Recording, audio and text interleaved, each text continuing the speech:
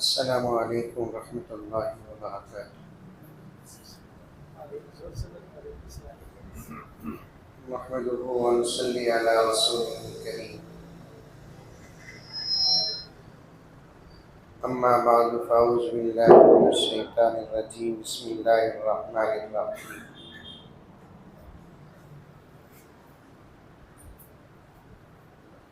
या अय्युहल्लज़ीना आमनु उदख़ुलू फ़िस्सिल्मि काफ़्फ़ा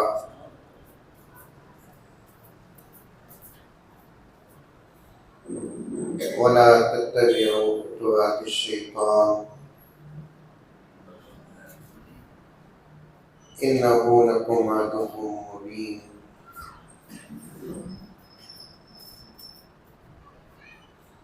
व क़ाल अज़्ज़ व जल व अम्मा मा यनफ़अु अन्नास फ़यमकुथु फ़िल अर्ज़। सदक़ल्लाहु मौलाना अज़ीम।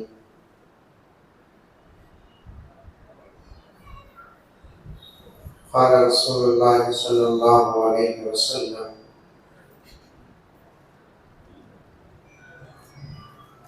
खैरुन नास मा यनफ़अुन नास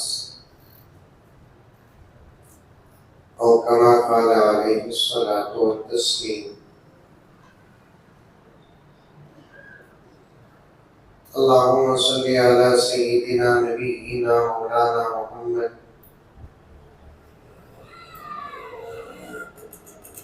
व अला आलि सय्यिदिना नबिय्यिना मौलाना मुहम्मदिन व बारिक वसल्लिम। अल्लाहुम्मा सल्लि अला मुहम्मदिन बिअददि औराक़िल अश्जार व बिअददि अक़तारिल अमतार व बिअददि दवाबिल बरारि वल बिहार व अला आलिहि व सहबिहि व बारिक वसल्लिम। अल्लाहुम्मा सल्लि अला मुहम्मदिन कमा हुवा अहलुहु व मुस्तहिक़्क़ुहु।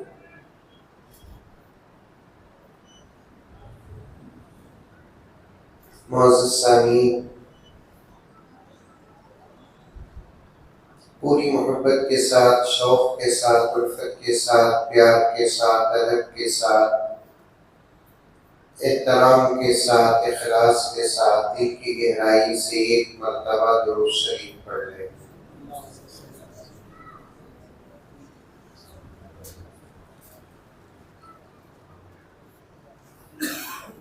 सच कहता हूँ, इस वक्त आपकी खिदमत में हाजिर होकर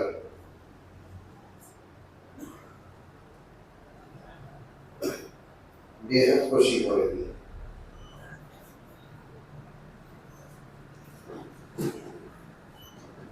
उसकी वजह ये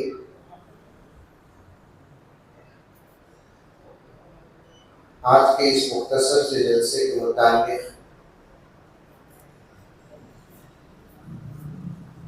मैं जो सुना उसमें से अहम बात ये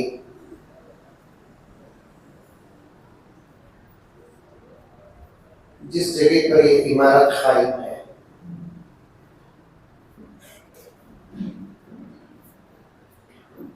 चंद दिन पहले बिल्कुल एक सादी सीधी जमीन थी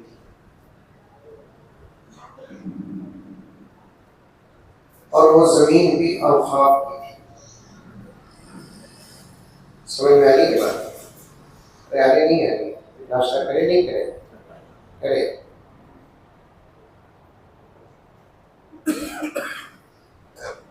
सादी सीधी बगैर इमारत की जगह थी और औकाफ की थी।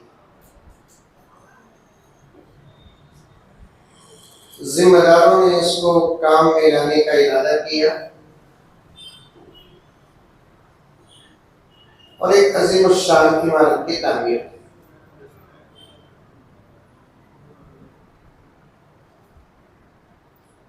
बज़ाहिर कोई बड़ा काम हमें नजर नहीं आ रहा है,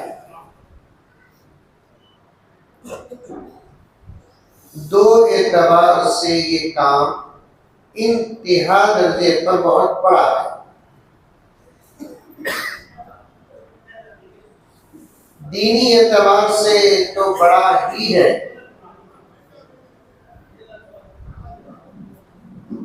दुनियावी एतबार से और हालात को अगर सामने रखेंगे, कसम अल्लाह की ऐसे काम 1947 से लेकर अब तक हमारी औकात की जगहों पर होता तो आज दुश्मनों की नजरें हमारी जगहों पर न पड़ती। आई बात समझ में? अरे मुंडी भी हलाओ, नहीं तो बेशक तू भी बोलो, कहते भी बोलो, बात सही है नहीं?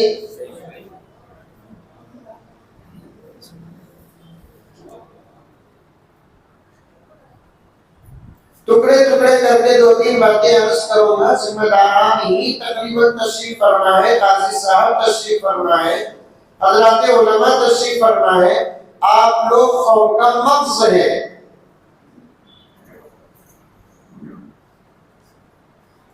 पूरी कौम अगर कृष्णगिरी की जिस्म है तो आप हजरात उसकी रूह है।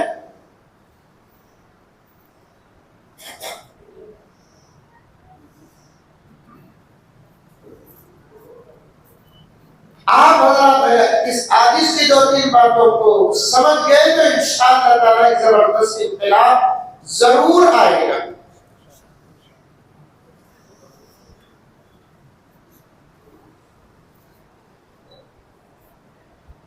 एक बहुत बड़ा मसला हिंदुस्तान में शुरू हुआ। वैसे तो मैं साफ तौर पर कहता हूं, हिंदुस्तान इस वक्त सारी दुनिया के ममालिक में मसाइल की जगह है। आज से तकरीबन 10-15 साल पहले किसी का एक शेर आया, मुस्लिम बन के हिंद में रहना सबके बस की बात नहीं। सुने होंगे आप लोग, बड़ी लंबी नजर में हो। उसका एक मिसरा, मुस्लिम बन के हिंद में रहना सबके बस की बात नहीं। कसम अल्लाह की ये मिसरा हम लोगों को इस वक्त समझ में आ रहा है। सारी दुनिया के तकरीबन 200 ममालिक में वाहिद मुल्क हिंदुस्तान है जहां के मुसलमान का हर लम्हा कसम अल्लाह की जिहाद से कम नहीं है।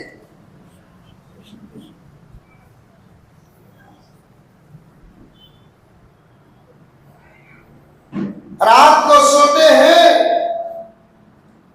पता नहीं कि सुबह को कितने फितने तुलू होंगी। शाम का वक्त तो गुरूब का होता है, लेकिन फिर भी मुल्क में फितनों के तुलू का वक्त है।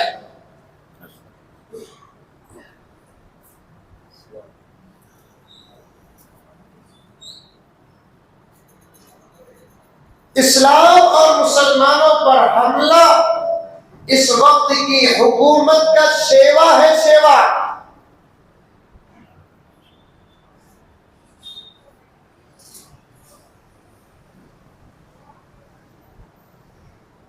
बुजुर्गान बैठे हैं, खाली साहब से गुजारिश है तवज्जो। 1947 में हमारा मुल्क आजाद हुआ। 1947 को तमिल में क्या बोलते मुझे आता नहीं। 1947 और ये बात पक्की है कि इस मुल्क को कसम अल्लाह की मुसलमानों ने ही आजाद किया।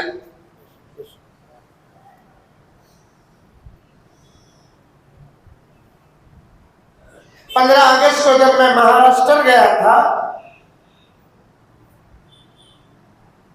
मीरठ में बयान हुआ, बहुत सारे सियासी हजरात बैठे थे। मैंने साफ साफ कहा कि मुल्क की आजादी की तारीख 19 से शुरू मत करो, 16 से शुरू करो अगर हिम्मत है।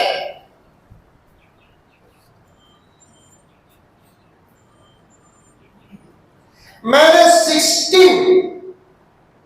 1600 ईस्वी की चंद झलकियां पेश किया तो गैर मुस्लिम देखते के देखते रह गए। तकरीर के बाद उन्होंने कहा कि गुरु ये बातें कहाँ है? मैंने कहा कि हमारी किताबों में है। फिर एक साहब ने मुझसे कहा, गैर मुस्लिम अगर तुम्हारी किताबों में है तो हमको भरोसा करना थोड़ा मुश्किल है। मैंने कहा आपको भरोसा करने के लिए मैंने नहीं कहा, इन नस्लों के अंदर बात डालने के लिए मैंने कहा।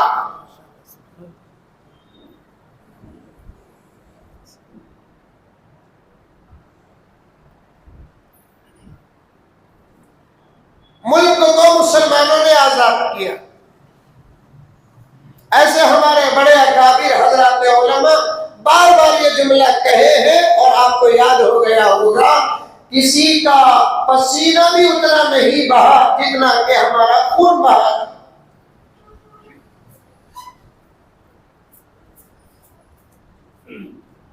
मैं जब इस उन्वान पर आता हूं तो एक शेर पढ़ता हूं तरन्नुम के साथ। पढ़ूं कि नक्को? पढ़ूं? अच्छी बात। तो मैं नक्को बोले तो भी पढ़ दो। सोच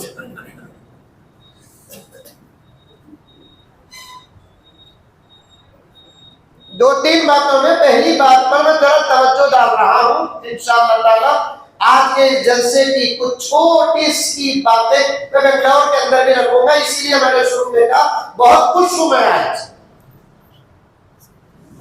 उसकी वजह बताता हूं मैं आपको।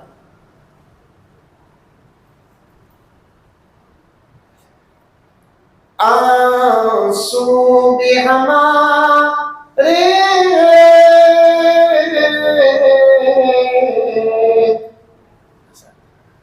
दामन भी हमारा है। बोलो बेशक बोलो, जोर से नहीं बोले असर तक एक पढ़ रहा। आंसू भी हमारे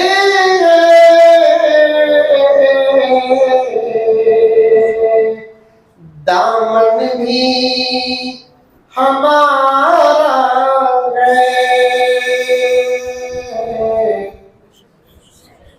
हमने ही लहू देकर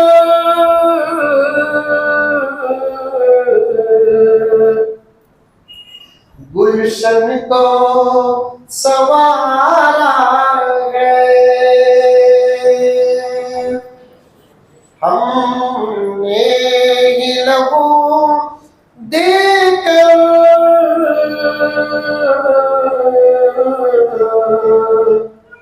गुलशन को संवारा है। हमारा खून लगा,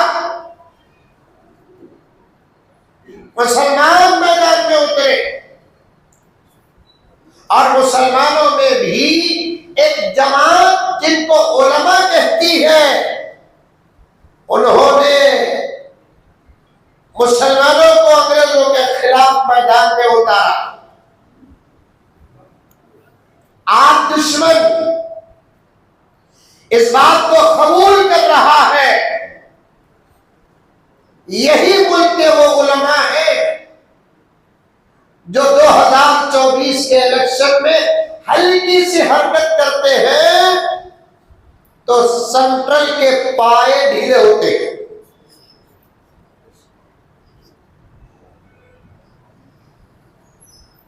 दो 2024 की मेहनतों को रखकर उन लोगों को भी इस बात का यकीन हो रहा है कि मुल्क की आजादी में मुसलमानों का और मुसलमानों में उलमा का बहुत बड़ा किरदार रहा।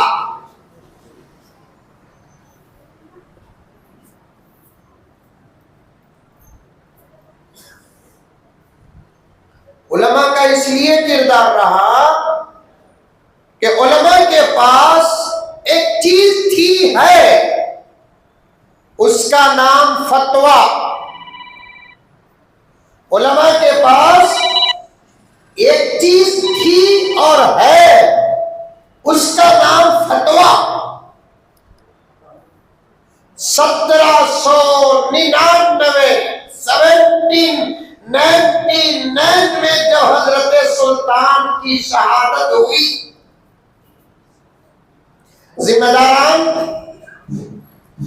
मेरे से आप उम्र में बड़े हैं, लेकिन इस वक्त हमारे और आपके खानों पे एक अहम जिम्मेदारी है और वह जिम्मेदारी का आखिरी मौका है। अगर हम समझ कर इस जिम्मेदारी का हक अदा न करें, हमारी नस्लों का सिर्फ अल्लाह ही मालिक है, पता नहीं कि उनका क्या होगा। मैं खाने नहीं आया, एक आधा पौना घंटा तकरीर करके जाने नहीं आया। मैं चाहता हूं मैं भी जागूं और आप भी जागिए। मैं भी इरादा करूं, आप भी इरादा करें। अपनी नस्लों के लिए हम एक मैदान बनाकर जाएं, ताकि हमारी नस्लें हमको याद करके ऐसे ही दुआ करें जैसे हम हमारे बड़ों को याद करके दुआ करते हैं। हजरत बाबर को याद करते हैं तो यहां से दुआ निकलती है, हजरत हुमायूं को याद करते हैं तो यहां से दुआ निकलती है, हजरत शाहजहां को दुआ याद करते हैं यहां से दुआ निकलती है, हजरत औरंगजेब आलमगीर रहमतुल्लाह अलैह को याद करते हैं यहां से दुआ निकलती है, हजरत टीपू सुल्तान को याद करते हैं यहां से दुआ निकलती है। कसम अल्लाह की, हैदराबाद की सरजमीन में मैंने यहां तक कहा कि निजाम अपने अखलाक में जैसे था, लेकिन ईमान का एक हिस्सा था, इस्लाम का एक हिस्सा था, दर्द था इस्लाम का, मुसलमानों की फिक्र थी, उसने भी मुसलमानों को यकीन करके मरा नहीं, सहारों पे सहारे देकर मरा। मैं उसके लिए भी दुआ करता हूं, उसके लिए भी दुआ करता हूं, जैसे हम हमारे बड़ों को याद करके दुआ करते हैं। हजरत कासिम नानोतवी रहमतुल्लाह अलैह को याद करते हैं, तहज्जुद में हमारी जुबान आप खुद दुआ में लग जाती है। सैयदुत ताइफा हजरत इमदादुल्लाह मुहाजिर मक्की रहमतुल्लाह अलैह को याद करते हैं, हमारी जुबान दुआ करने पर मजबूर हो जाती है। हजरत हुसैन अहमद मदनी को याद करते हैं, दिलों में हौसला पैदा होता है। हजरत शाह वलीउल्लाह मुहद्दिस को याद करते हैं, जुर्रत पैदा होती है।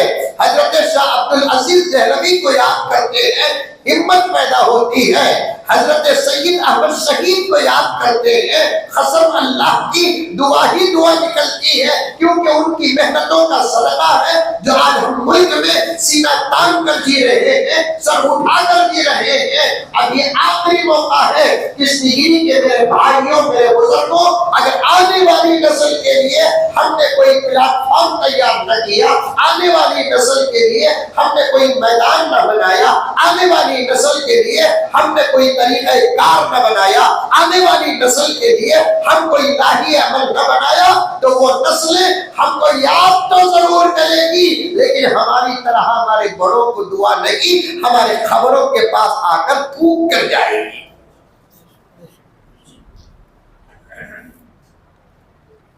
10-15 मिनट मुझे साथ दे, मैं एक बात आपके सामने अर्ज करके आगे बढ़ जाऊं। 1947 से पहले मुल्क अंग्रेजों के हाथ में था।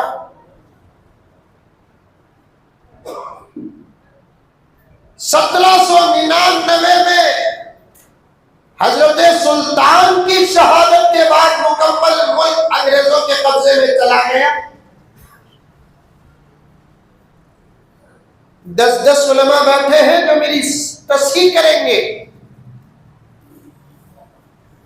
एक साल गुजरता है तो 1800 बनता है, और एक साल गुजरता है 1801 बनता है, और एक साल गुजरता है 1802 बनता है। ये 3 साल बराबर नहीं गुजरे। 1803 में यही फतवा उलमाए किराम में हजरत शाह अब्दुल अजीज देहलवी सातिर फरमाते हैं बज़ुबान अरबी फारसी के ऐ हिंदी मुसलमानों, हमारे मुल्क पर अंग्रेजों का कब्जा हो चुका है और वो सिर्फ मुल्क पर काबिज नहीं, इस्लाम पर हमला करना चाहते हैं। अब आपको और हमको सोने की कोई जरूरत नहीं है।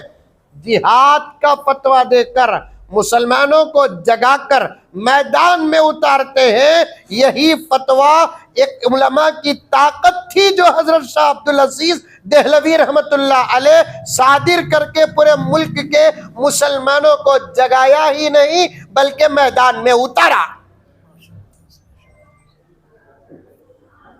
1803 याद रखेंगे तारीख।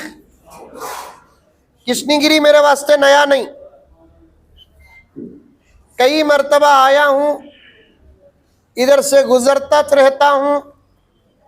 कभी भी गुजरते गुजरते चाय का इरादा हो गया तो घुस जाता हूं।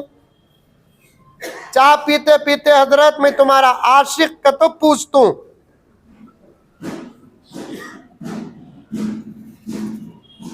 1803 में जब फतवा आया, मैदान में उतरे।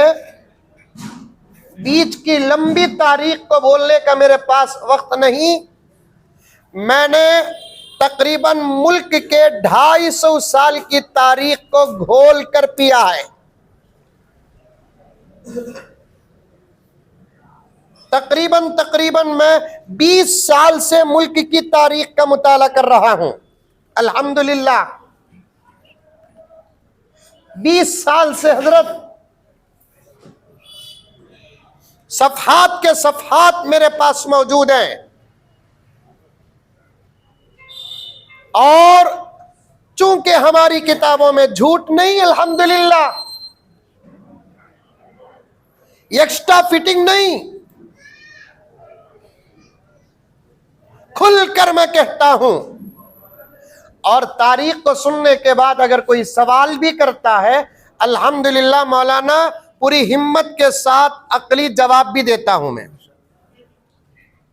तकरीबन 6-7 साल पहले, लॉकडाउन से पहले, एक जगह 15 अगस्त का जलसा हुआ बेंगलुरु में। बड़े सियासी हजरात भी आए थे। आखिर का बयान मेरा ही था। मैंने तकरीबन 1.5 घंटा बयान किया। उसके बाद बयान के बाद दुआ हुई, दुआ के बाद नमाज हुई, नमाज के बाद खाने के लिए टेबल में बैठे। 8-8, 10-10 आदमी का एक एक टेबल बना हुआ था। गैर मुस्लिम भी बहुत सारे आए थे। एक गैर मुस्लिम लायर, वो हमारे टेबल में खाने के लिए बैठे। उन्होंने कहा कि गुरुजी बयान बहुत अच्छा था आपका। मैंने कहा कि हमारे सदर साहब को बोलो ताकि तनख्वाह बढ़ जाए। गुरुजी बयान बहुत अच्छा था। मैंने कहा कि शुक्रिया, लेकिन गुरुजी एक बात है। मैंने कहा क्या बात है? अभी आपने कहा कि 250 साल तक जंग हुई आज़ादी के लिए, 200 साल सिर्फ तुम मैदान में रहे, 50 साल सब मैदान में रहे। अल्फाज गौर से सुनना, 200 साल तुम मैदान में रहे, 50 साल सब मैदान में रहे, तब जाकर मुल्क आज़ाद हुआ। मेरा एक सवाल है गुरुजी, लायर थे वो, अभी भी हाई कोर्ट लायर है, ताल्लुकात है मेरे, प्रॉपर्टी के जो भी मसाइल आते हैं वो मुझे से बात करते हैं। अब उन्होंने पूछा मुझसे कि गुरुजी मेरा एक सवाल है, 200 साल तक आप मैदान में रहे, मुल्क आज़ाद नहीं हुआ, 50 साल हम जमा हुए तो मुल्क आज़ाद हुआ, तो फिर हार हम ही को पहनना पड़ेगा। सवाल बड़ा सही था उसका, मुझे टेंशन में डालने वाला सवाल था। और मुझे टेंशन आया तो मैं गोश्त ज्यादा खाता हूँ, सामने बिरयानी भी है, गोश्त भी है। मैंने कहा कि आप खाना शुरू कीजिए, मैं जवाब दूँ। अल्लाह ताला से दुआ कि अल्लाह ऐसा जवाब दे इसके बाद ये कभी मुंह ना खोले। है वो लायर, और उसे नहीं मालूम कि आलिम जो होता है वो लायरों का लायर होता है। आलिम जो होता है वो लायरों का लायर होता है। मैं खाते खाते उससे कहा अल्लाह के फजल से कि सब आप क्रिकेट देखते हैं? उसने कहा कि हाँ देखता हूँ। फिर मैंने कहा कि मैं भी देखता हूँ, मुझे भी देखने का बहुत शौक है और मैं खेलता भी हूँ। अब खेलना छोड़ डाला सो ये व्हाट्सएप आपको तो खड़े तो भी मौली sama फोटो पकड़ रही। अरे पेशाब को बैठे तो पकड़ रही, पेशाब को बैठे तो फोटो पकड़ रही। एक जगह वही साथ पेशाब को बैठा, पीछे पलट कर देखा तो फोटो पकड़ा, फिर भी उसका शुक्रिया अदा करा, पीछे से अपना सामने नहीं रखा। आप क्रिकेट देखते हैं? उसने कहा कि हाँ देखता हूं, मैं भी देखता हूं। मैं एग्जाम्पल देता हूं आपको कि अगर इंडिया की मैच वनडे ऑस्ट्रेलिया के साथ हो और ऑस्ट्रेलिया फर्स्ट बैटिंग करती हो, 250 रन का टारगेट देती है, सेकेंड इनिंग्स और जवाबी बैटिंग करने के लिए इंडिया मैदान में उतरती है और 2 बैट्समैन ओपनर्स खड़े होकर 200 रन मार देते हैं, बतिया 8 प्लेयर बैट्समैन मिलकर 50 रन मारते हैं। जब इनाम देने का वक्त आता है, मैन ऑफ द मैच किसे देते हैं? जो 50 रन मारते हैं उनको देते हैं, या 100-200 रन मारते हैं उनको देते हैं। तो उसने लायक था फौरन जवाब दिया कि ज्यादा स्कोर जिसने किया 100 सेंचुरी या उससे ज्यादा जो किया उसी को मैन ऑफ द मैच मिलेगा। मैंने कहा कि बात सही है कि इस पूरी आजादी के मैन ऑफ द मैच के हकदार हम हैं। मुमकिन है कि विनर शॉट आप मारे होंगे,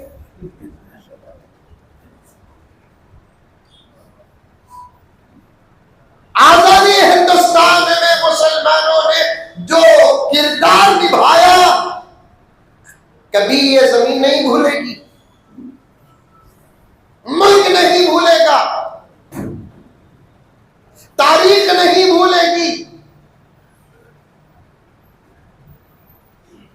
लेकिन आज भुलाने की बड़ी कोशिशें हो रही है, खत्म करने की कोशिशें हो रही है। मुसलमान और हमारे अकाबिर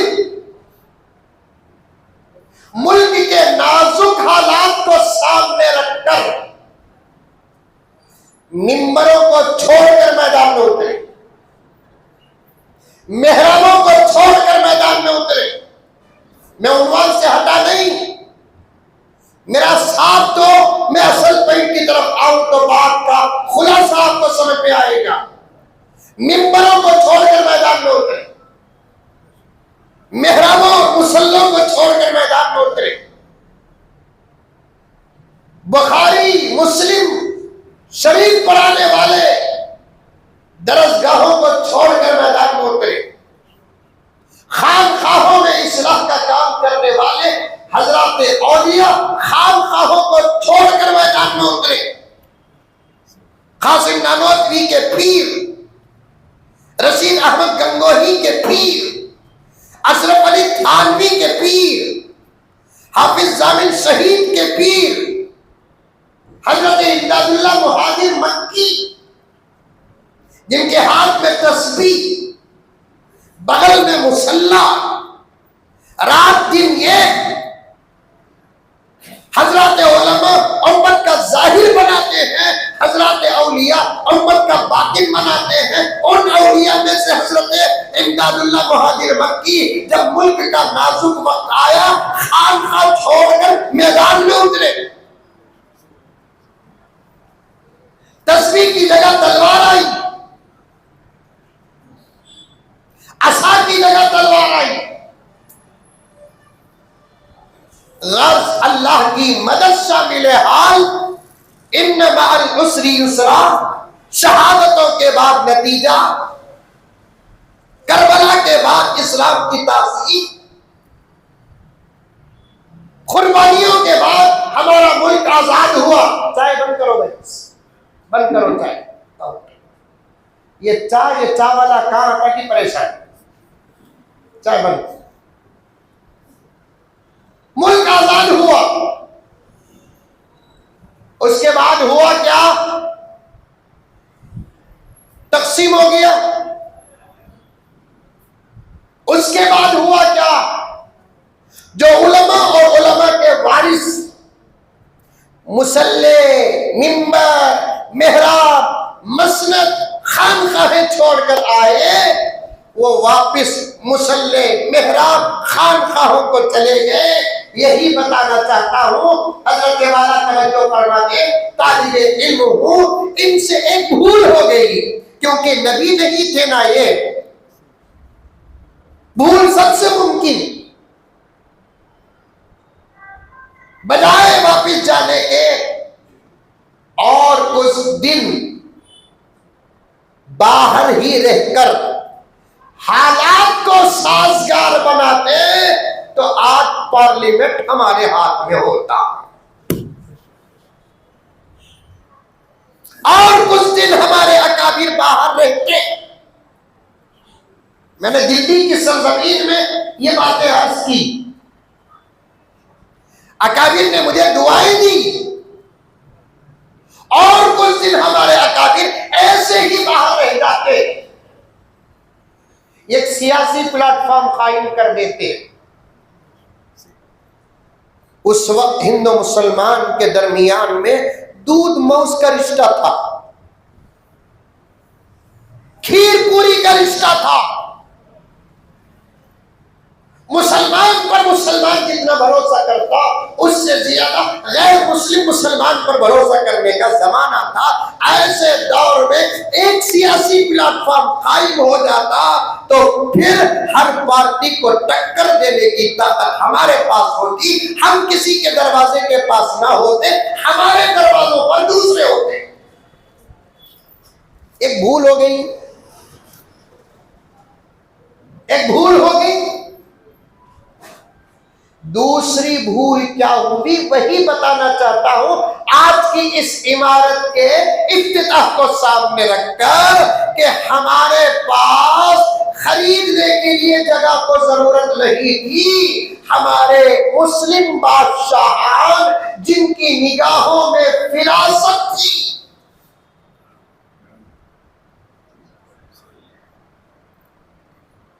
मुस्लिम बादशाह, चाहे वो हजरत टीपू सुल्तान शहीद रहमतुल्लाह अलैह हो, चाहे हैदराबाद के निजाम हो, चाहे मुगलिया बादशाहान हो, पूरे सेकुलरिज्म का इस्तेमाल करके हिंदू और मुसलमानों को, ईसाइयों को जो जमीनें दी उसी का नाम औकाफ है। हिंदुओं को भी जमीनें दी, ईसाइयों को भी जमीनें दी, मुसलमानों को भी जमीनें दी। मेरे पास तहरीरी रिकॉर्ड मौजूद है, कर्नाटक का, तमिलनाडु का नहीं, मेरे पास कर्नाटक का तहरीरी रिकॉर्ड मौजूद है। हमारे मुसलमान रहबरान, हुक्मरान ऐसा नहीं किया कि सिर्फ मुसलमान थे, मुसलमानों को अता हो, नहीं। बहैसियत हाकिम कौम का बाप होता है और बाप बच्चों में इम्तियाज नहीं करता। चाहे बच्चा फरमाबरदार हो कि नाफरमान हो, बाप की शफकत तो सबके लिए यकसा होती है। वैसे एक अच्छे और मुंसिफ और आदिल बादशाह अपनी रियाया के साथ इम्तियाज नहीं करते, चाहे रियाया किसी भी मजहब से ताल्लुक रखने वाली क्यों ना हो। हमारे मुसलमान हुक्मरान बादशाह हिंदुओं को भी जमीनें दी, मुसलमानों को भी जमीनें दी, ईसाइयों को भी जमीनें दी, सिखों को भी जमीनें दी। लेकिन इस लाइन में काबिल तारीफ सिख बिरादरी है, काबिल तारीफ ईसाई बिरादरी है। उन्होंने जमीनों के अंदर इमारतें बाद में तैयार की, पहले जमीनों की हिफाजत का निजाम किया। यही मुख्य माना पेश, बाउंड्री डाले, बाद में चर्च बनाए, हिफाजत की उन्होंने अपनी जगहों की। एक बालिश जगह पर कब्जा करने का किसी को उन्होंने मौका न दिया। रह गई दो कौमें, एक हिंदू और एक मुसलमान। अब मुझे हिंदू भाइयों पर बात करना नहीं है, बात तो मुझे मुसलमानों पर करना है। खिबला दुआ का मोहताज होकर अर्ज करूं, सदर साहब तवज्जो से सुने, काजी साहब मुझे दुआ दे दे। अगर हमारे औखाफ की हिफाजत हो जाती, आज मुल्क में सबसे ज्यादा यूनिवर्सिटीज हमारे होते, औखाफ की हिफाजत हो जाती, कॉलेजेस हमारे होते, औखाफ की हिफाजत हो जाती, अस्पताल हमारे होते, औखाफ की हिफाजत हो जाती, मुल्क में मालदार ज़कात देने के लिए गरीब मुमालिक का इंतखाब करते, मुल्क में ज़कात लेने के लायक शायद के कोई गरीब मुसलमान होता। बेपरवाही से छोड़ दिया, या तो खुद हमारे अपने बेच बेच कर खाए, बेपरवाही से छोड़ा, या तो हमारे अपने खुद बेच बेच कर खाए। आज हमारे बच्चों के एजुकेशन के लिए हम गैर मुस्लिमों के दरवाजे खटखटाना पड़ता है।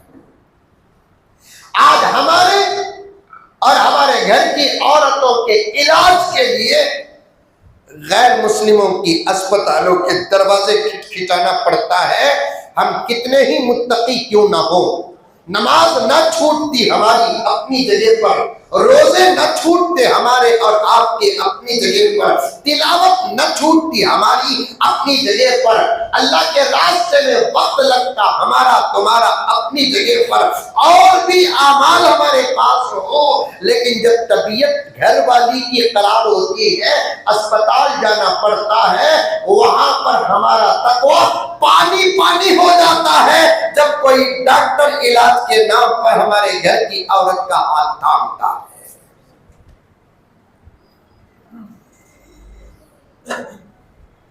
क्योंकि औखाफ का इस्तेमाल नहीं हुआ ना। बात सही कह रहा हूं कि गलत कह रहा हूं?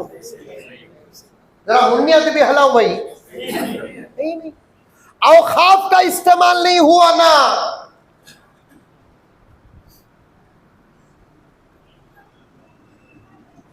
इस्तेमाल अगर होता, मुल्क में 50 कम से कम हमारे यूनिवर्सिटीज होते,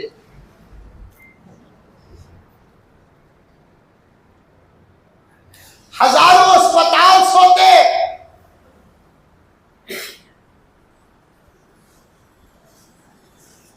रास्ते बेहतरीन होते।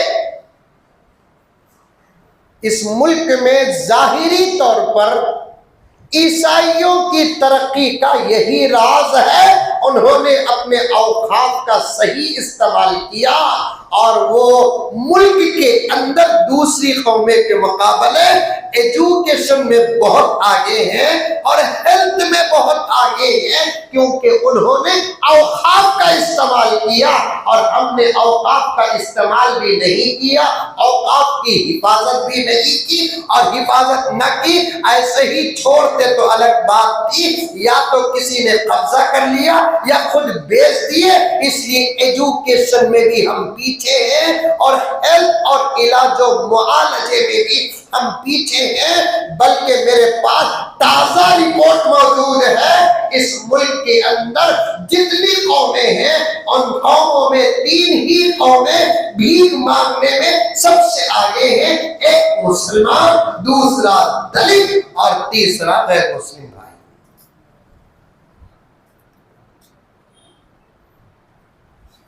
क्योंकि इस्तेमाल नहीं हुआ औकाफ का। मैं कसम खाकर कहता हूं, मैं दिल की गहराई से किशनीगिरी के इस इलाके के जिम्मेदारों को मुबारकबाद पेश करता हूं कि ये जगह जो बिल्कुल एक नॉर्मल थी, आपने इसका सही इस्तेमाल किया है। इंशाअल्लाह ताला क़यामत आपकी खिदमत को इलाका और शहर और तमिलनाडु याद रखेगा। और हमारा ईमान तो सवाब और अजाब पर है कि नहीं है? अल्लामा इकबाल एक जगह पर फरमाते हैं, शेर याद नहीं आ रहा है, मतलब याद आ रहा है, मुसलमान बड़ा मतलबी है, मुसलमान बड़ा मतलबी है, जब तक उसे सवाब का ऑफर नहीं देंगे वो नमाज भी नहीं पढ़ता।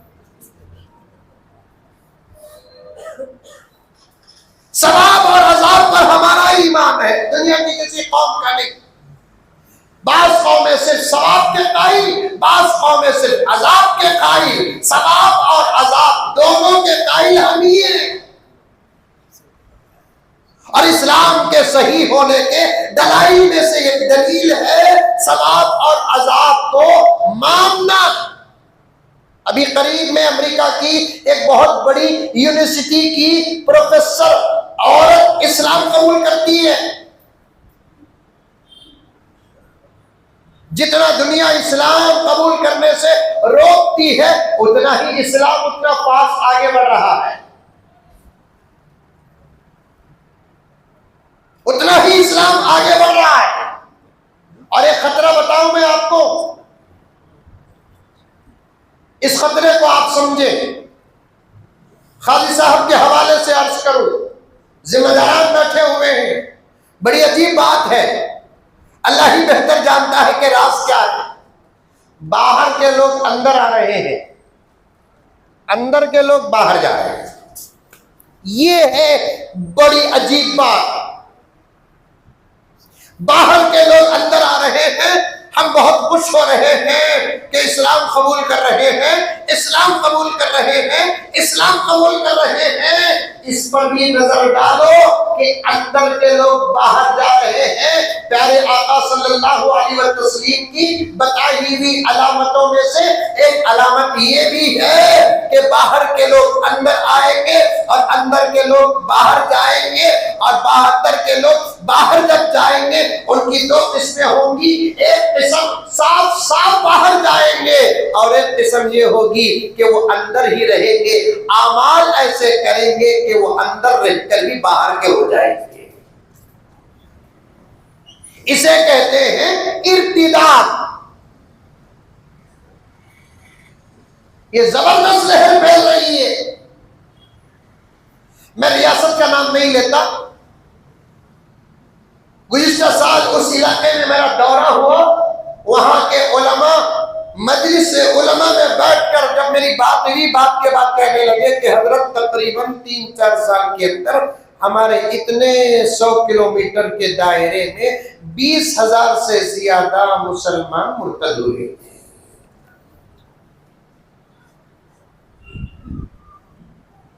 सवाब और अज़ाब पर बात करते करते बात आ गई, बाहर के लोग अंदर आ रहे हैं। अल्हम्दुलिल्लाह, बाहर के वो भी कौन अंदर आ रहे हैं? भीख मांगने वाले अंदर नहीं आ रहे हैं, अनएजुकेटेड अंदर नहीं आ रहे, पढ़े लिखे तालीम याफ्ता डॉक्टर्स, लॉयर्स, प्रोफेसर्स, एजुकेटेड बड़े बड़े पढ़े लिखे लोग, यहाँ तक के मौलाना जानते हैं, आप हजरात भी जानते होंगे। अब तो मगरिबी मुमालिक का ये हाल हो चुका है, चर्चों के फादर्स भी अब अल्हम्दुलिल्लाह इस्लाम कबूल कर रहे हैं। चर्चों के फादर्स किताबों पर किताबें बन रहे हैं नौ मुस्लिमों की तारीख पर, और एक जबरदस्त काम कर रहे हैं।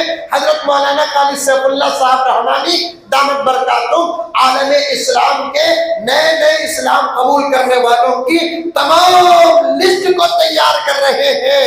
अभी अमेरिका की एक यूनिवर्सिटी की प्रोफेसर गैर मुस्लिम ईसाई औरत जो अपनी पूरी जिंदगी ईसाइयत पर खर्च करती है, इस्लाम कबूल करती है, लिबास बदल जाता है, माहौल बदल जाता है, सिर्फ चेहरा इतना खुला रखती है, इख्तिलाफी मसला है, बुर्के के अंदर आ जाती है, नमाज नहीं छोड़ती, फजर जोहर असर मगरिब तो दूर की बात, उसका खुद कहना है जिस रात मैंने इस्लाम कबूल किया उस रात से लेकर अब तक मेरी फजर जोहर असर मगरिब इशा तो दूर की बात, मेरी तहज्जुद भी नहीं छूटी, मेरा इशराक भी नहीं छूटा, मेरी चाश भी नहीं छूटी, मेरी अल्पाही भी नहीं छूटी।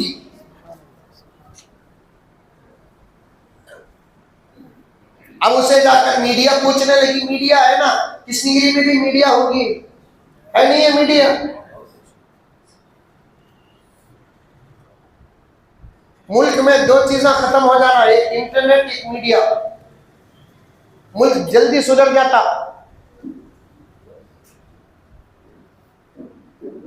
क्योंकि बातों को फेरने का अजीब मलका उनके पास है। क्या मौलाना?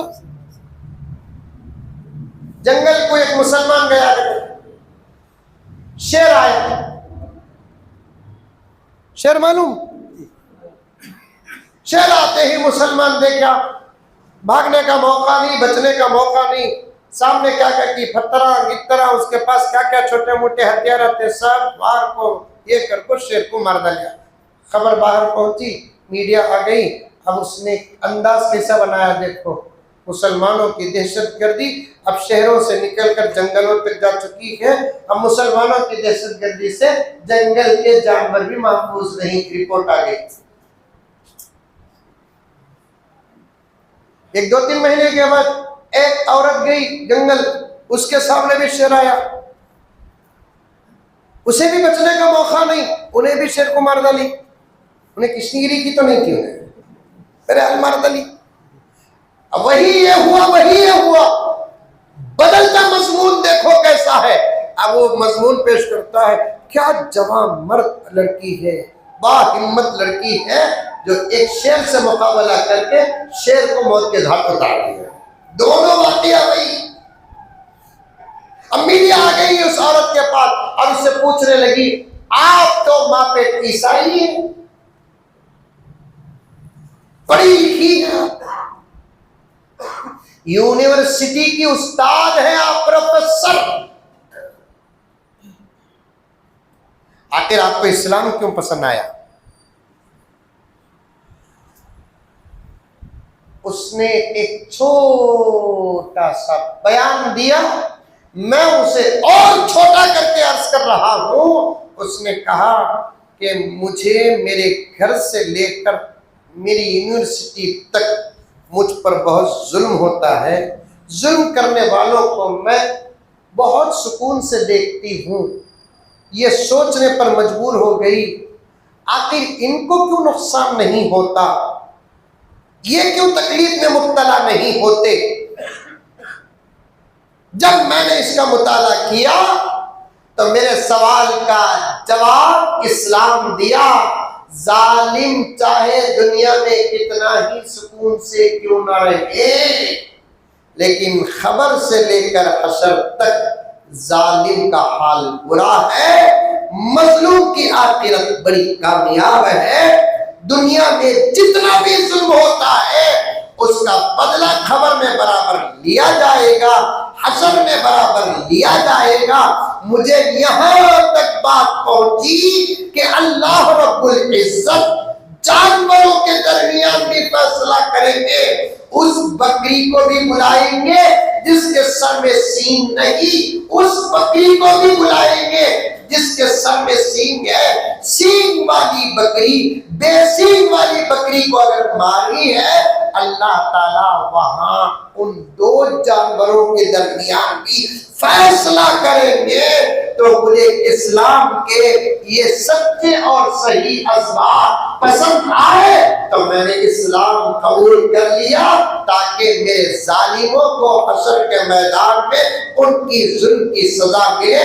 मुसलमान तो बड़ा मतलबी है, जब भी कोई अमल करता है मतलब ही के साथ तो करता है, सवाब तो जरूर मिलता है, और अल्लाह न करे कोई गलती हो जाए, अजाब तो जरूर उसे मिलता है।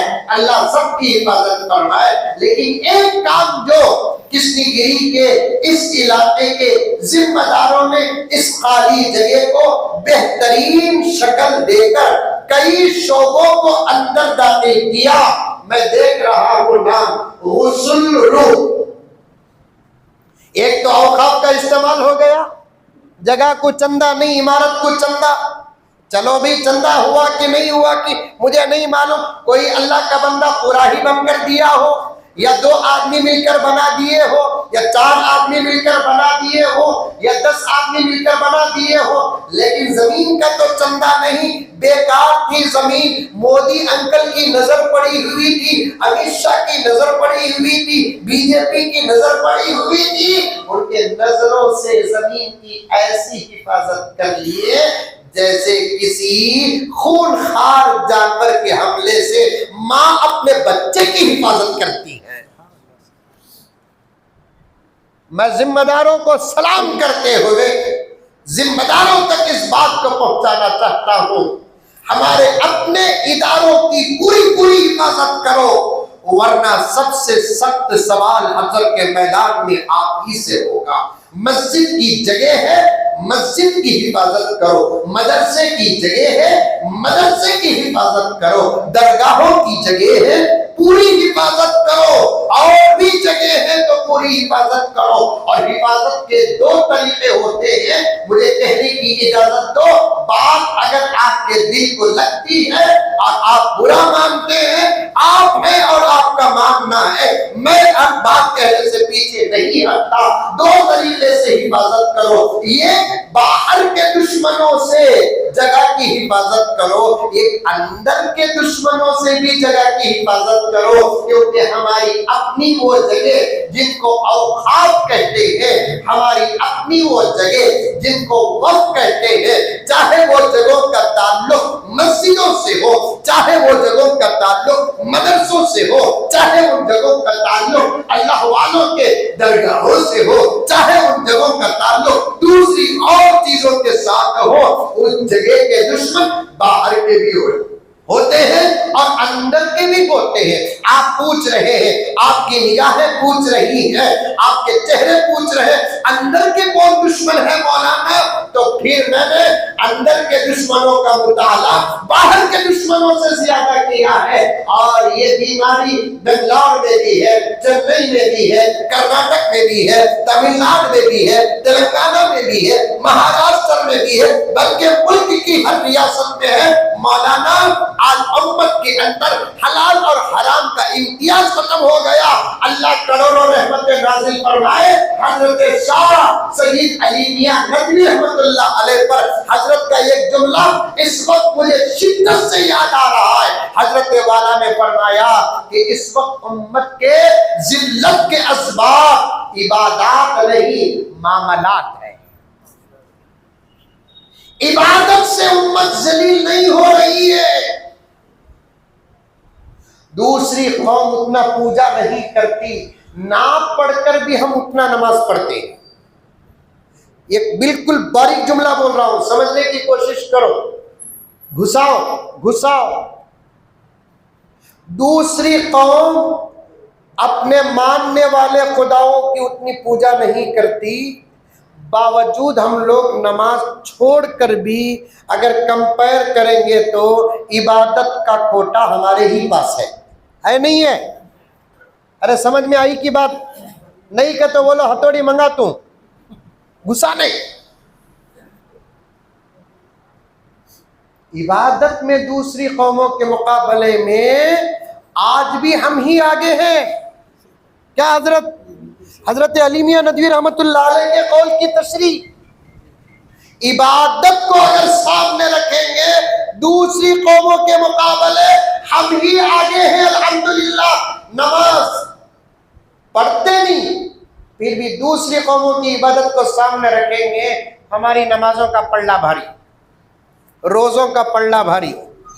ज़कात तो किसी कौम के पास नहीं है, नहीं देखो देने वाली ज़कात से लाखों मदरसे चल रहे हैं। अगर बराबर कौम के मालदार ज़कात दे दे तो फिर क्या होगा हाल? एक मदरसे के हजरत की तनख्वाह 1.5 लाख रुपए होंगी। खाली सुनको तो हमें खुश होना सो। ये वक़्त कब आता कि नहीं मालूम। अल्लाह करे कि हमारे ऊपर न सही हमारे बच्चों के ऊपर तो आ जाए। समझ में आई बात? ये आमीन वर्जिनल नहीं दिख रहा है।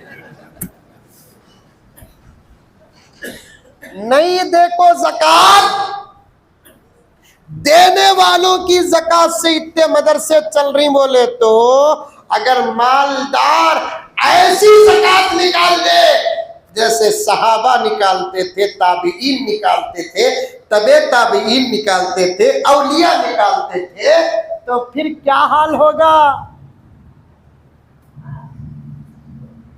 दुनिया का वो कौन सा शहर है बताओ जहां लोग पूरी अजमत के साथ हजारों रुपये नहीं लाखों रुपए खर्च करके जाते हैं। सिवाय हमारे मक्के मदीने के नाम पर हज की टिकट कितना रहीत भी जाने वाले हैं कि नहीं।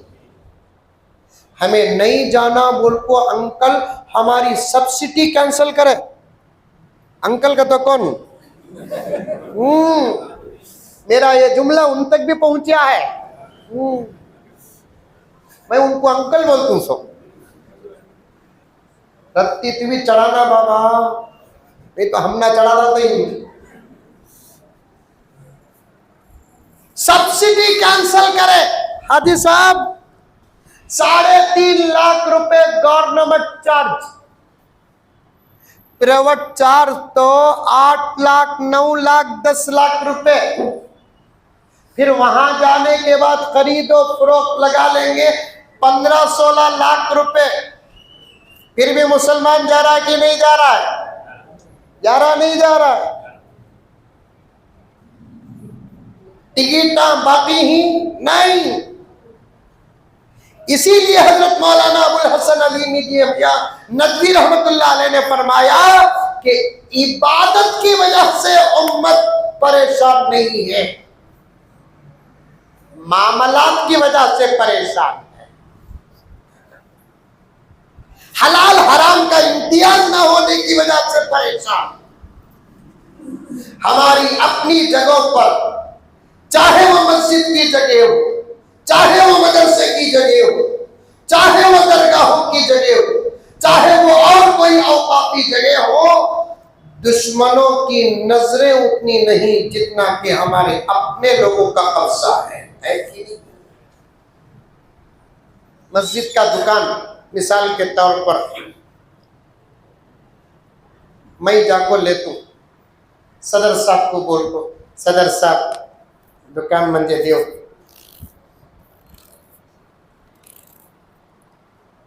यहाँ की बात करता नहीं, छोड़ो, क्योंकि तो दोपहर को खाना भी है।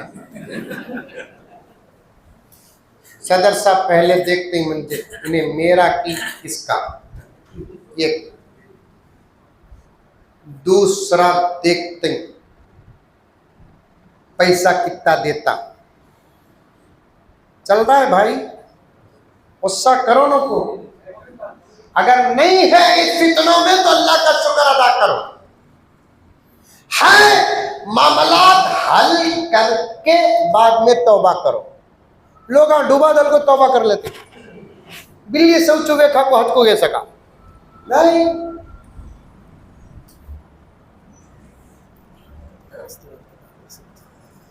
अल्लाह अकबर। अभी तकरीर शुरू करा नहीं, मैं खाली जगह पर इस्तेमाल पर बात कर रहा हूं। सो उसके बाद मंजे दुकान सैंक्शन हो जाता है। 1 लाख रुपए एडवांस जी, 3000 रुपए किराया।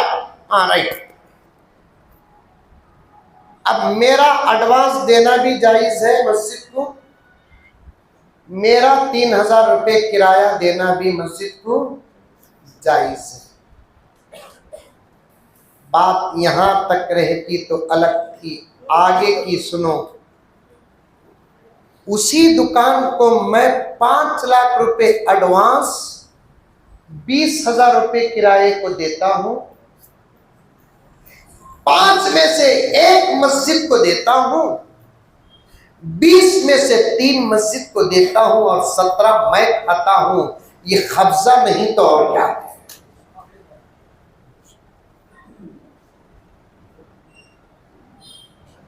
क्या मुल्क से मदरसे खत्म हो गए? उलमा खत्म हो गए? सवाल जवाब का निजाम खत्म हो गया?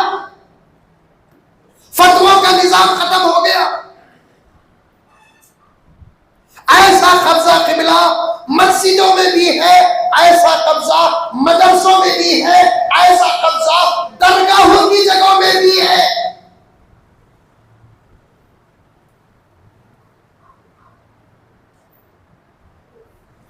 इतने पेट को भरने के लिए हमने अल्लाह के घर का भी सौदा कर दिया।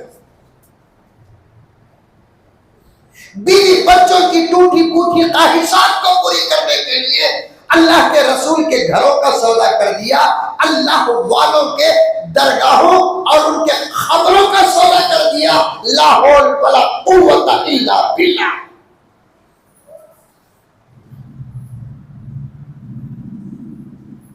तमाम औकात का अंदरूनी तकरीबन यही हाल है। मैं इंशाअल्लाह ताला दुआ के बाद एक एक जिम्मेदार से मुसाफा करके जाऊंगा, इसलिए कि ये काम मेरी अपनी तकरीबन 25 साल सर्विस में पहली मर्तबा देख रहा।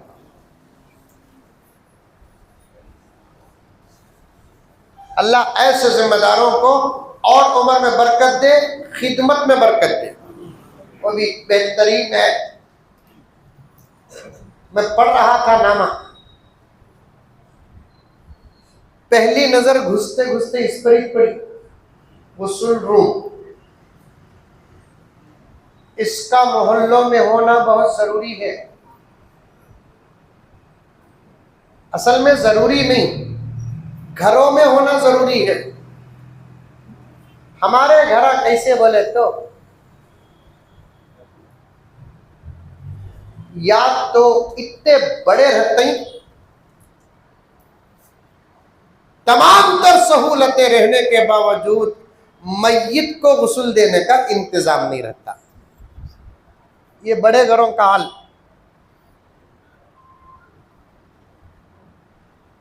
या नहीं तो इतने छोटे रहते हैं, मय्यत को देना तो दूर की बात के जिंदा भी गुस्ल करने की जगह नहीं रहती। क्या हजरत घरा मनाते ही किराए को देने के वास्ते अल्लाह अल्लाह अल्लाह अल्लाह अल्लाह अल्लाह अल्लाह अल्लाह।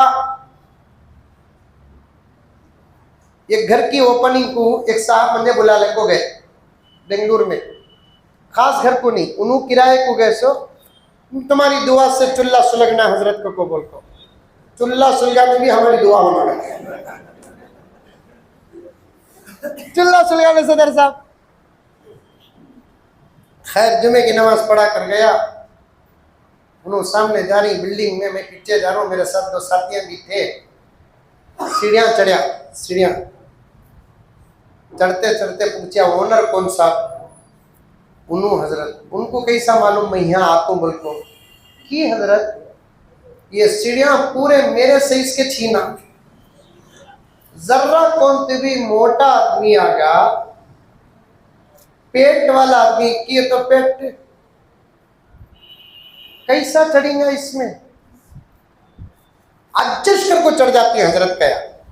खैर अंदर गया, हसीना घिसीना बिछा को थे, हाल करते वो हाल बेहाल था वो, इसे बोलते हाल। क्या हजरत? इसे बोलते हाल। इसका आधा रहा तो भी हाल, 1/4 रहा तो भी मान सकते हाल। ये जो हमें 3 हजरत बैठे ही ना, इसे कौन सी भी हाल बोलिया तो उसे बेवकूफ नहीं तो और क्या बोलेंगे। सच्ची बोल रहा हूं, ये जो स्टेज है नी, स्टेज से एक अड़ी जर्रा सामने जगह रहेंगी, उतनी जगह वो हाल कते। खैर बैठा, कुरान पढ़िया, दुआ करया, दस्तरखान बिछाए, खाना खाया, उसके बाद घर देखेंगे बोलकर गया तो एक बेडरूम, अभी चीज़ा आपको नहीं, पहले हजरत आई नहीं। हाल, एक बेडरूम, एक किचन, एक बाथरूम। बेडरूम देखा, देखते ही घर वाले को मुसाफा कर बोला बहुत खुशनसीब जी तुम्हें गया कि हजरत बड़ा रूम होता पलंग रहता लीड को गिरते तो क्या तुम्हें मार लगता, तुम्हें लीड़े तो भी इंशाल्लाह गिरेंगे नहीं, लीड़े तो भी गिरेंगे नहीं। अब खुश नसीब नहीं तो और क्या। किचन, अम्मा वो किचन देख डाल को मैं अल्लाह का शुक्र अदा करे, अल्लाह तो मुझे आपा नहीं बनाया।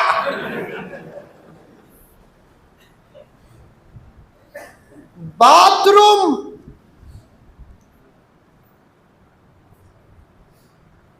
हंसने हंसाने की बात नहीं, दर्द सुनो, प्यारे आका का पैगाम सुनो। प्यारे आका ने ईमान की अलामतों में से एक अलामत क्या बताई, जो तुम अपने लिए पसंद करते हो वो तुम्हारे भाई के लिए पसंद करोगे तो समझो कि तुम्हारे अंदर ईमान सलामत है। जो घर हमें किराए के लिए देते हैं वैसे घर में क्या हमारी बीवी रहेगी, वैसे घर में हम रहेंगे, वैसे घर में हमारे बच्चे रहेंगे।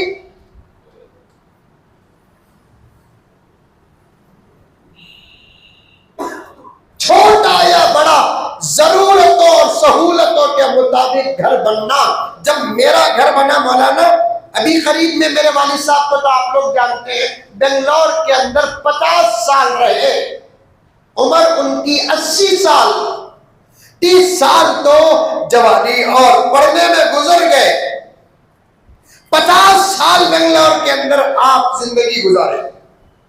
50 साल में वालिद साहब कोई जाती घर नहीं बनाए। उनकी जुबान बेबाकी, बेनियाजी। गांव वाला जाने कुछ प्रॉपर्टी थी दादा दादी के, हमारे नाना नानी के, मुझे कुछ फिक्र हुई, वालिद साहब को वो भी फिक्र नहीं थी। गुस्ल रूम पर बात आ रही है। ये गुस्ल रूम जरूरतमंदों के लिए है। बना दे बोल को कौन मर गए भी उठा लेगा उनको। क्या सदर साहब सही बात नहीं कि तो घरों के अंदर मैयता को गुस्ल देने भी मुसलमान डर रही, रखने डर रही। सूरत में तकवा नहीं, लिबास में तकवा नहीं, आमाल में तकवा नहीं। कौन भी मर गए तो तकवा उबलता। हजरत हदीस में है ना, हजरत जल्दी उठा डालना कहते ना। अरे रे ये तकवे को सामने रख को नहीं बोल रहा है, बाबा की मैयत से डर को बोल रहा है, अम्मा की मैयत से डर को बोल रहा है। अल्लाह क्या जमाना आया हजरत, क्या जमाना आया हजरत कि बाप की मैयत को चंद घंटे जो बेटा घर में रखने के लिए तैयार नहीं, तो उस बेटे को उस बाप की पिरापट्टी में हिस्सा लेने का भी हक नहीं। जो मां 10 महीने पेट में रखी, उस मां की लाश को क्या 10 घंटे घर में रखने के लिए बेटा तैयार नहीं। मेरे पास हालात के वाक़ियात के खिजाने मौजूद हैं।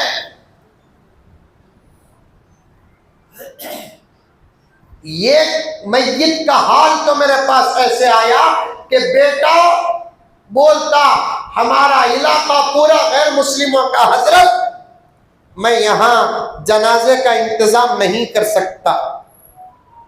बेटी बोलती मेरा हक नहीं हजरत, मैं खुद मेरे नौशों के अंडर में हूं। सो आखिर मजबूर होकर बेंगलुरु के कब्रिस्तान में रिश्तेदारों की दीदार कराकर उस कब्रिस्तान में गुस्ल खाने में गुस्ल देकर वहां जनाजे की नमाज पढ़ाकर तदफीन का इंतजाम किया गया। ऐसी हालत है, बेटा माहौल का बहाना बनाकर मां की मैयत को बाहर कर दिया, बेटी शौहर के ऊपर डालकर मां की मैयत को बाहर कर दी और बाहर के गुस्ल खानों में गुस्ल का इंतजाम होता है। अल्लाह अकबर कबीरा, अल्लाह अकबर कबीरा। मैं एक बात अर्ज करता हूं, सुनो। जब वालिद साहब रहमतुल्लाह अलैह घर कोई बनाए नहीं, उनका अपना तकवा था, क़नाअत थी, तवज्जो नहीं गई। मुझे कुछ फिक्र हुई, वालिदैन को सामने रखकर मैंने मशवरा किया, मेरी बात की सदाकत के लिए मेरे बहन भाई भी आए हैं, पूछो। मैं कुछ कोशिश किया तो वालिद साहब ने कहा देखो बेटे कैसा मुनासिब होता कि करो।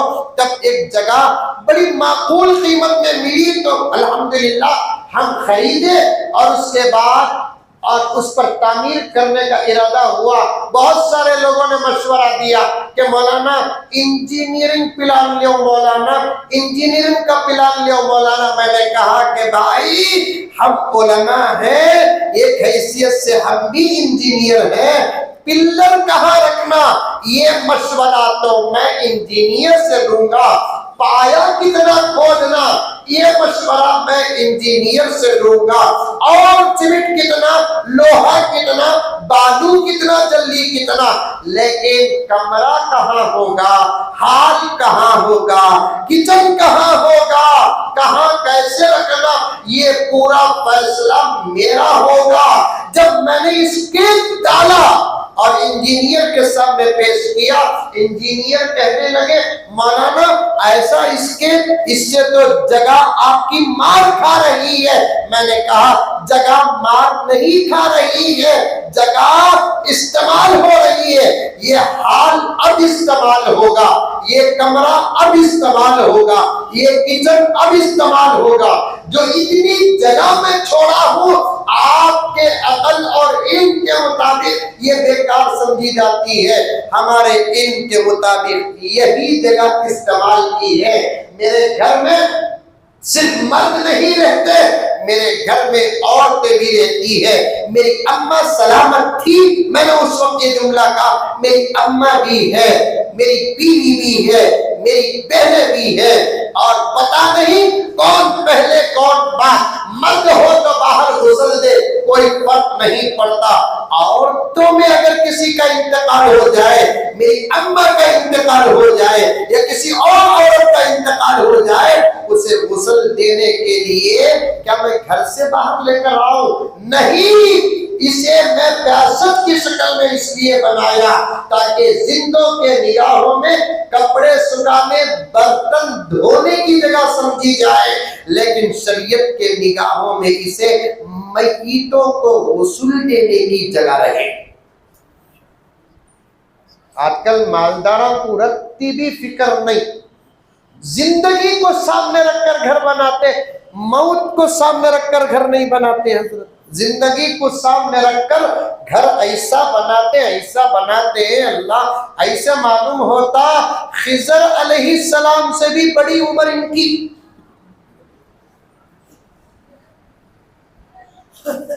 मेरी बात पर भरोसा करो, मैं पूरा हिंदुस्तान फिरता हूं, मुझे जाना आना होता है, इससे घरा देखता हूं हजरत, अल्लाह अकबर।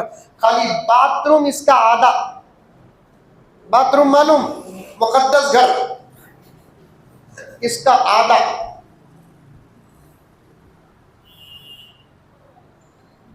नहीं, गुस्ल खाना अपने अकल में रखकर घर के अंदर बनाओ।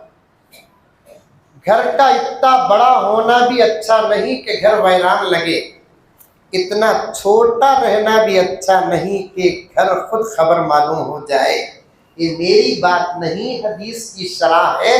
प्यारे आका ने उम्मत की फिक्र फरमाई और उम्मत से कहा कि तुम जमीन में एक अपना जाती घर भी बनाओ और एक वसी घर भी बनाओ, एक अच्छा घर भी बनाओ। इसीलिए मैं नौजवानों से कहता हूँ कि भाई खास घर का इंतजाम पहले करने की कोशिश करो, मेहनत करो, पैसा सेव करो, घर बनाओ, और हमारी तरफ से दुआ भी लो। कुछ ऐसी दुआएं हैं जिसके पढ़ने से अल्लाह ताला जाती घर का इंतजाम करते हैं। एक दुआ बताऊं मैं आपको, बताऊं? फ्री बताना कि आओ कहते फ्री ही बताना है।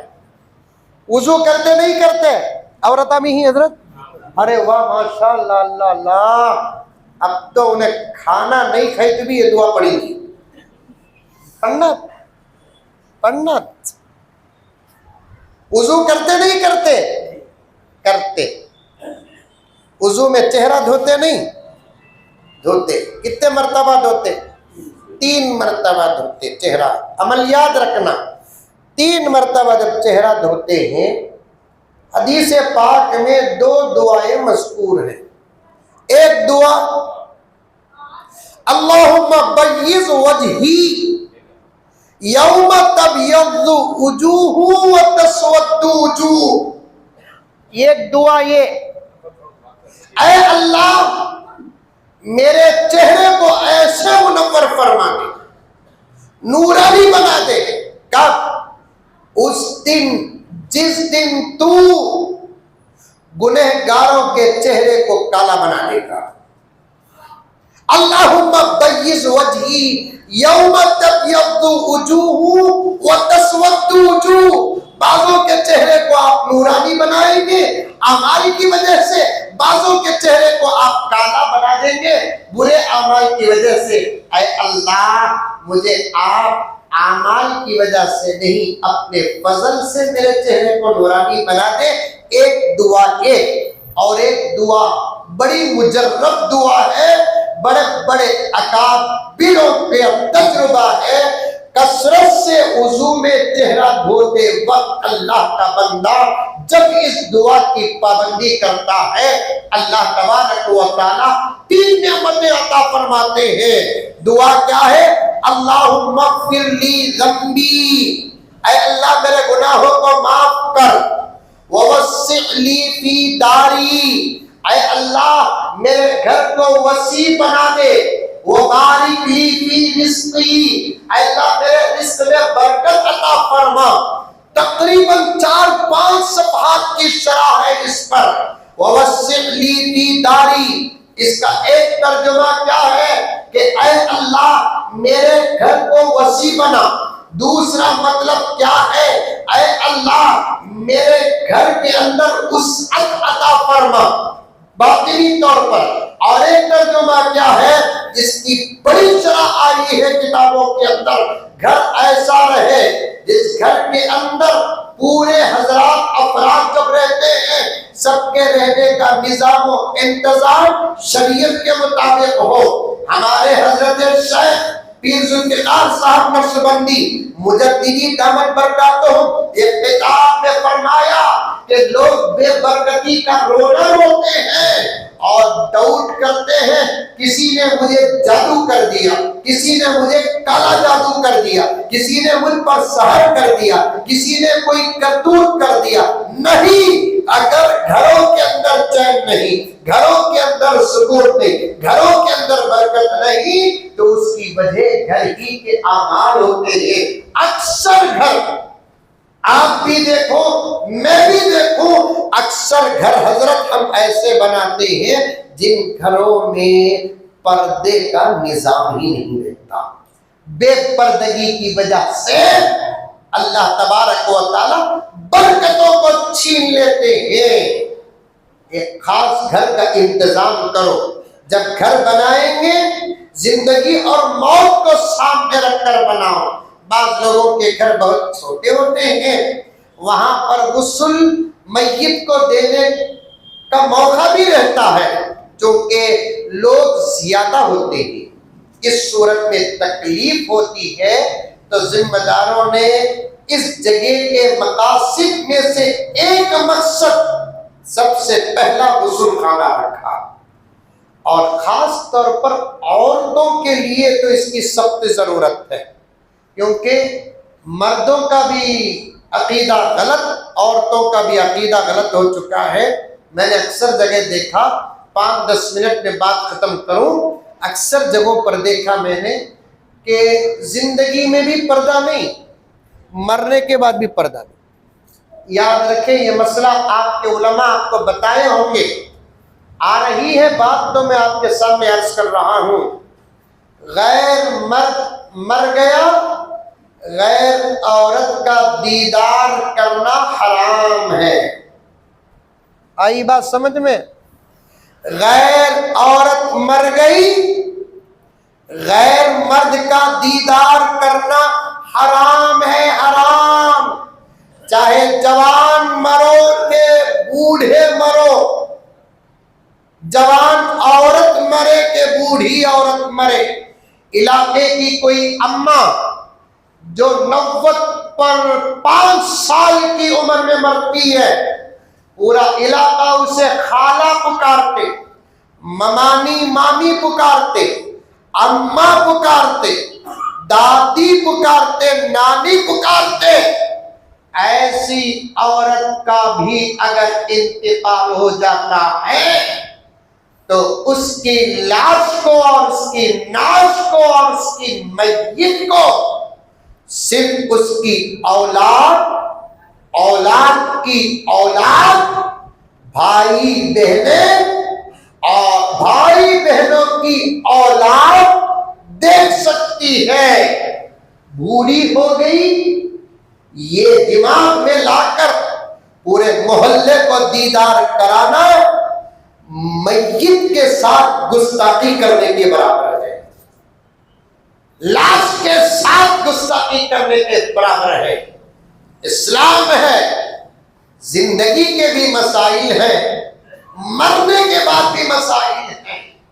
कोई बूढ़ा इलाके का 100 साल की उम्र के बाद इंतकाल होता है, उसे पूरा मोहल्ला नाना, दादा, मामू पुकारते हैं। अब उनका इंतकाल हो गया, इतनी बड़ी उम्र होकर मरने के बावजूद भी उसकी मय्यत को अगर कोई 13 साल की बच्ची बालिगा हो गई, कसम अल्लाह की, उस उम्र की बच्ची भी उस बूढ़े का दीदार नहीं कर सकती। मौलाना बैठे हैं, काजी साहब बैठे हैं, मौलाना बैठे हैं, उधर उलमा बैठे हैं, उधर उलमा बैठे हैं, मय्यतों के साथ मजाक करते हैं, शरीयत की धज्जियां उड़ाते हैं। आप बोलना, बात जगह ऐसे होते हैं जहां झूठ बोले तो भी सवाब। इमाम गजाली तो उसकी लंबी फेरिस्त बनाई है,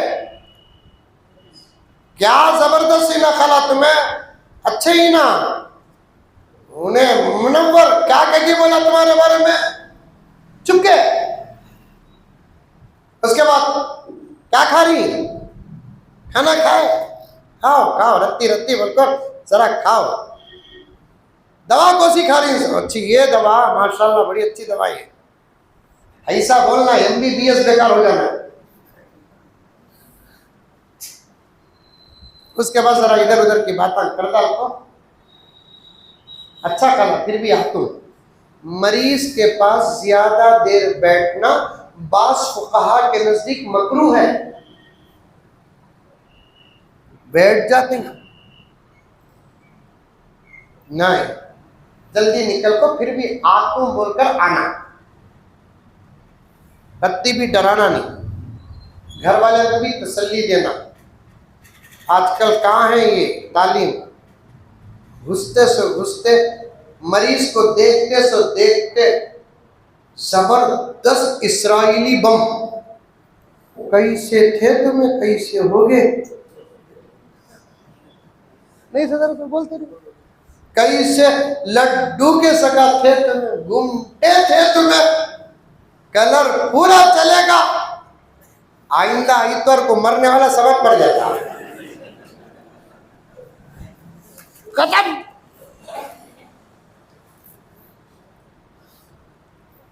इतने दवाइयां, वो अस्पताल को गया सो बच्चा नहीं कौन भी, कहां गए तो भी कौन भी बसता नहीं, तसल्ली देकर आना। मय्यत के हुकूक वहां से शुरू होते हैं। और हजरत का ये कहना मुझे खुद बहुत अच्छा लगा, इसलिए कि मेरे दोस्तों में से अगर मैं किसी की इयादत करता हूं, बाद में उसकी मौत की खबर मिलती है, मुझे उतनी परेशानी और तकलीफ नहीं होती। बगैर इयादत के मौत की खबर मिलती है, मुझे बहुत अफसोस होता है, मुझे बहुत अफसोस होता है कि काश मैं इयादत कर लेता तो कितना अच्छा होता। फिर मय्यत को गए तो भी तसल्ली देकर आना, लेकिन सब खत्म हो गया हमारा। अभी चिट्ठी क्या आई है देखो, कौन भेजे कौन नहीं भेजे उसकी तहकीक मत करो। अफसोस होता है गैर कौम के किराए के घर में मुसलमानों की मय्यत को रखने नहीं देते। अब हमें यहाँ क्या बोल सकते हैं, घर गैर कौम का है और वो गैर कौम यहाँ नहीं है, क्या कर सकते हैं। इसीलिए शुरू में बोला नहीं, औखाफ का इस्तेमाल होता ये मसले ना आते। क्या हजरत से बेहतर सूरत क्या कि हमें घर लेते वक्त इस तमाम हमारे डिमांड रख डालना, साहब हमने बच्चे ज्यादा, हमारे ईदा भी ज्यादा, मेहमाना भी ज्यादा, मौत हयात तो अल्लाह के हाथ में है। इन तमाम चीजों को आप कबूल करेंगे, आपके घर में हमें किराए को रहेंगे, लेकिन इसका ये मतलब नहीं कि हमें मजीद तुम ना सताएंगे। सताना तो किसी को जायज नहीं। मुसलमान रात के 2 बजे तक सोते नहीं, गैरों को तकलीफ होती। बिल्कुल सही चिट्ठी है ये। एक जमाना गैर मुस्लिमा घरा बनकर अपने अंदर आहत कर लेते मुसलमाना को देना, इसलिए कि मुसलमान घरा को पाक साफ रखते हैं, इसको कबूल को नमाजा पढ़ते कुरान पढ़ते उनको। अब मैं शहर का नाम भी लेना नहीं चाहता, साथियान रिकॉर्ड कर रहे हैं, बात अगर वहां तक पहुंच गई तो मेरा क्या भूलता होगा मुझे नहीं मालूम है। तो बात इलाकों में तो बाकायदा पक्का किसे दिए तो भी मुसलमानों को नहीं देना। ये तो गैर कौम की बात हजरत, गैर कौम की बात। मुसलमान क्या भी आसमान से उतरे सुने, मुसलमाना भी मुसलमाना को घरा देना का तो ऐसे सवाल करते ही जमीन को इख्तियार होता तो निकल जाए। मुसलमाना को घरा देना का तो मुसलमाना पूछते कितने बच्चे बोल, अरे बच्चे को भी घर को क्या ताल्लुक भाई।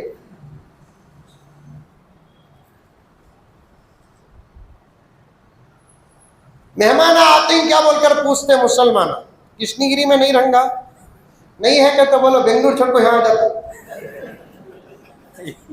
है, हर जगह है। बकरीद में बयान किया तो शायद बयान आप लोग सुने होंगे, हमारे दोस्तान बैठे सुने हैं। एक मुसलमान को घर इस शर्त पर दिया है कुर्बानी घर में नहीं करना, कुर्बानी घर में नहीं करना, घर के अंदर नहीं करना। बात सही।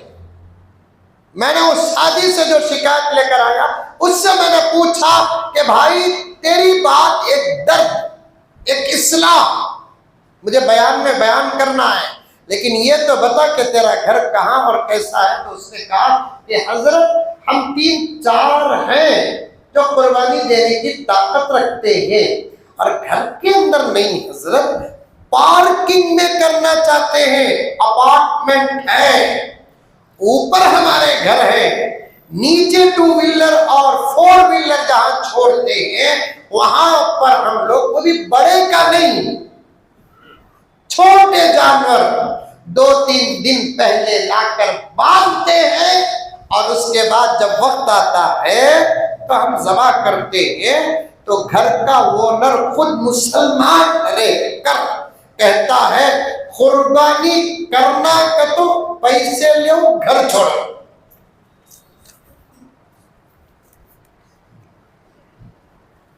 बाद में मैं और तहकीक के लिए आगे बढ़ा, किसका भी घर कौन भी तुम्हें ओनर उनके, हजरत तुम्हारे आशिक हजरत, ये देखो इल्जाम मेरे ऊपर। अब मेरे आशिक हैं तो मुझे फोन करना है, उनकी इस्लाह करना है। अब मैं उनका फोन नंबर लेकर जब मैंने उनको फोन किया तो वो कहते हैं कि हजरत आप तक जो बात पहुंची सही है, मेरा अपार्टमेंट है हजरत,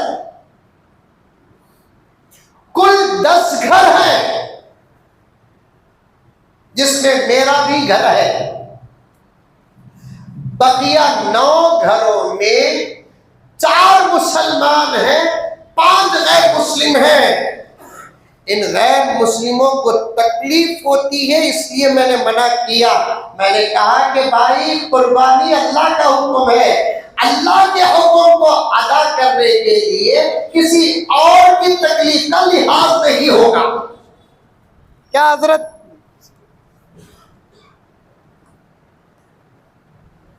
अल्लाह का हुक्म अदा करना है। हाँ, अगर तुम किसी मुसलमान को इसलिए घर से निकालते हैं कि उसके रात को देर तक जागने या टीवी चलाने या घर के शोर गुल की वजह से गैर मुस्लिमों को तकलीफ पहुंचती है, ये इंसानियत और इस्लाम और अखलाक में दाखिल है। कुर्बानी की वजह से आप निकालना चाहते हैं और कुर्बानी पर पाबंदी करना चाहते हैं, ऐसे भी हैं मुसलमान, अल्लाह अकबर कबीरा, ऐसे भी हैं। गैर मुस्लिमों का लिहाज करके मुसलमानों को घरों के अंदर कुर्बानी करने से मना करते हैं। ऐसे ऐसे वाकयात हैं। सबामी परसों ईद उल अजहा, आज बकरा लाखों बंदा लिया, घर का किराएदार वो ओनर आज रात को बकरे को काट डाले। वो केस भी मेरे पास आया। और एक केस आया हजरत, एक घर में एक साहब बकरा रखे करते हैं कुर्बानी का, उन्हें खाली रात को पुकारता तो पड़ोस वाले जाकर मस्जिद के जिम्मेदारों को शिकायत कर डाले। उन्होंने बकरा लाखों बंदल को पूरी रात पुकारता, उन्हें हमना नींद नहीं आती, तकलीफ होती है। बोलकर जिम्मेदार क्या कर डाले, कुर्बानी का बकरा जरा न जरा लिहाज करना बोलकर उसे क्या बोले, एक काम करो जी, तुम्हें रात में बकरा मस्जिद में लाखों बंदा लो। मस्जिद में जगह थी, मस्जिद में लाखों बंदा लो जी बोले। उन्हें क्या कर डाला, मस्जिद में लाखों बंदा लो। दूसरे दिन चोर आपको बकरा चुरा लिया। ये पूरे वाकये को पेश करके उन्हें मुझे पूछता, हजरत मैं घर के पास बकरा हिफाजत से बना था, बाजू वाले शिकायत करे, मस्जिद वाले लाखों बनो बोले चोर चुरा लिया।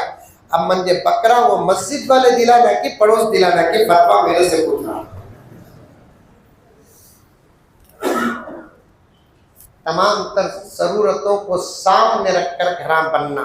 देखिए, और एक बात यहाँ तक महदूद रखें आप कि हत्तल इम्कान गैर मुस्लिमों के घरों को किराए में लेने से भी बचें, इसलिए कि रूहानी एतबार से बड़े असरात हमारे घर में भी पड़ जाते हैं।